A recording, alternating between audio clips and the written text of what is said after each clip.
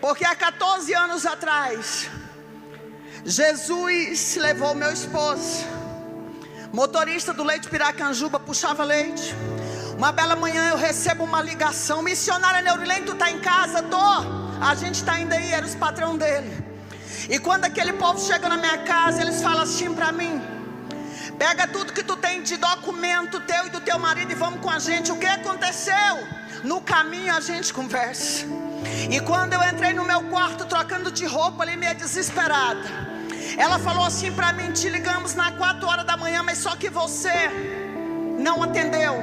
Entrou um carro na frente da carreta e ele, para não passar por cima, foi tentar desviar. Perdeu o controle da carreta e ele faleceu. Fiquei viúva, eu tinha 28 anos de idade e ele foi enterrado com 31. A primeira coisa que veio na minha cabeça foi: eu vou mudar de endereço, que eu vou esquecer tudo que eu passei. Eu vou mudar de endereço, eu vou sair daqui da minha casa e vou morar perto dos meus pais. Meus pais moravam ali em Trindade, no Maísa 2. Mas quando eu mudei, eu descobri algo: você pode mudar para onde você quiser, porque muitas vezes a gente quer sair do cenário de tragédia, a gente quer sair do cenário de dificuldade. Mas Jesus me trouxe aqui para te dizer hoje: você pode ir para onde você quiser, você pode mudar de igreja, pode mudar de cidade. A única coisa que te deixa de pé é a presença de Deus. Era só o começo do meu cativeiro, porque há 14 anos atrás, meu filho mais velho, 16 anos de idade, um menino inteligente, um menino lindo, básico do inglês, falava tudo. Ele falava: mãe, eu vou ser o dentista dessa casa e vou cuidar da senhora. Só que a minha mãe, ela prepara um almoço, 11 de novembro, data do meu aniversário, e ela convida algumas pessoas, algumas missionárias. No meio dessas mulheres tinha uma mulher que bateu o olho no meu filho, e ela falou assim para mim: se eu fosse mais velha, 10 anos, eu ia casar com esse menino. Essa mulher era mais velha do que eu, que era mãe dele. Essa mulher tinha 4 crianças pequenas de relacionamento diferente. E a partir daquela data nunca mais eu tive paz. Ela pega o número do meu filho, começa a ligar de manhã, meio-dia e à noite. Meu filho sai da escola, meu filho sai do curso, e agora meu filho começa a dormir fora de casa. E eu começo um propósito, porque eu sou filha de pastor, eu fui criada na igreja. E meu pai falava assim: minha filha, tudo que a gente coloca na presença de Deus tem resposta. Tudo que a gente coloca na presença de Deus tem resposta. E ali eu tiro as coisas que eu mais gosto. Eu tiro arroz, tiro coca, eu tiro muitas coisas. O tempo vai passando e eu me lembro que a minha mãe falou assim para ele: a tua mãe está emagrecendo. Ela disse que só vai comer depois que tu deixar essa mulher. E ele manda dizer: fala para minha mãe que ela vai morrer de fome. Pensa um cenário de sofrimento. Eu lembro que na época eu estava usando uns 38 só de orar e chorar. Sempre fui meio gordinha assim, e de jejuar. Mas quando foi 26 de abril, Jesus marca uma agenda para mim no Recanto da Zema, em Brasília.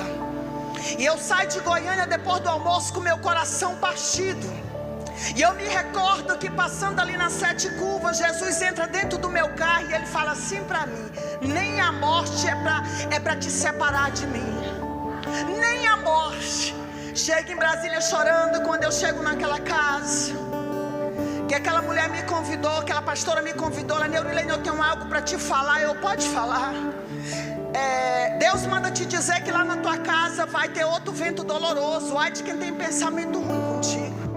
Eu pergunto para ela: você está falando das minhas filhas, que eu tenho 2? Não, Deus está falando do teu filho. Só que tinha um cenário que eu não estava entendendo, porque todos os lugares, dentro do estado, fora do estado, que Jesus me levava, Deus usava sempre alguém e falava assim: Deus está te livrando da morte.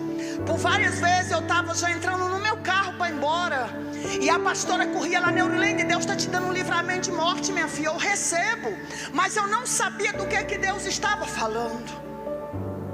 E quando eu chego ali em Brasília, aquela pastora me recebe e ela fala assim: Eu estou preocupada contigo porque eu tenho que falar algo que Jesus mandou. Eu posso falar? Deus mandou te dizer que vai passar outro vento doloroso na tua casa. Ai de quem tem pensamento ruim contigo. Eu pergunto para ela: você está falando das minhas filhas? Ela: não, teu menino. Só que na sexta-feira em Goiânia o céu já estava trabalhando, porque Deus sabe o que você suporta. Quem sabe você está nesse culto aqui dizendo: missionário, eu não aguento mais, irmão.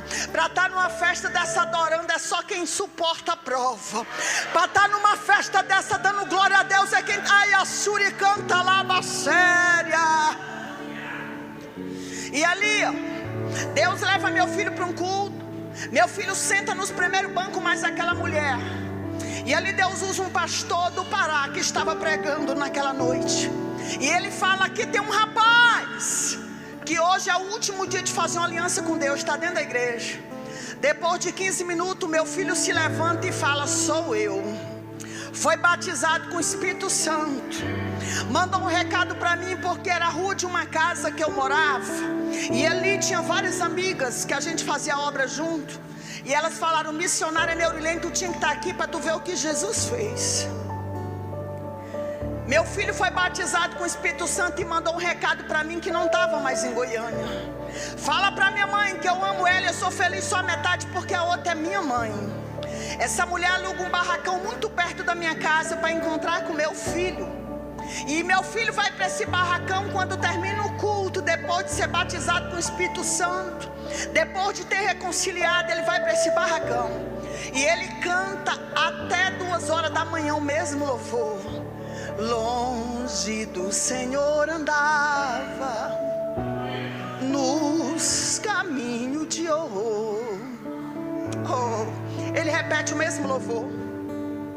O dia amanhece em Brasília, eu vou para a igreja, que eu ia pregar numa festa. E ali eu vou para a igreja, canto, prego. Quando eu sento na cadeira, meu celular tocando, era minha mãe: cadê você? Mãe, eu estou em Brasília. E ela fala para mim: volta para Goiânia que teu filho levou um choque. Eu pego meu celular e a Bíblia para ir lá fora, uma igreja muito comprida, para ligar, para entender o que aconteceu. Mas antes de eu chegar na porta, meu celular toca de novo. E a minha mãe fala assim: quando eu pego, põe no ouvido, escuto minhas filhas gritando, meu pai gritando.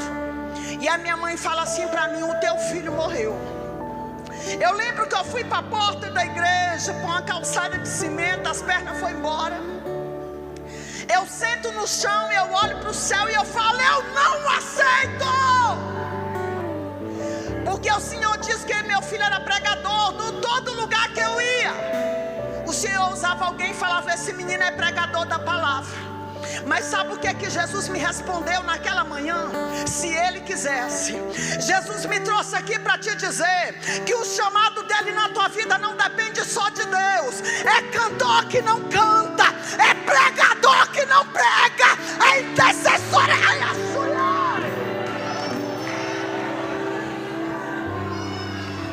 O chamado na tua vida não depende só de Deus. Eu quero te dizer que a promessa de Deus é para quem faz a vontade de Deus.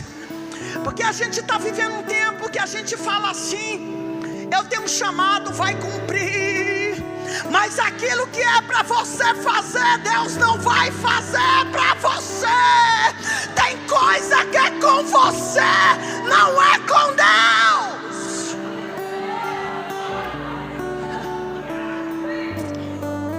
Foi a resposta de Deus para mim.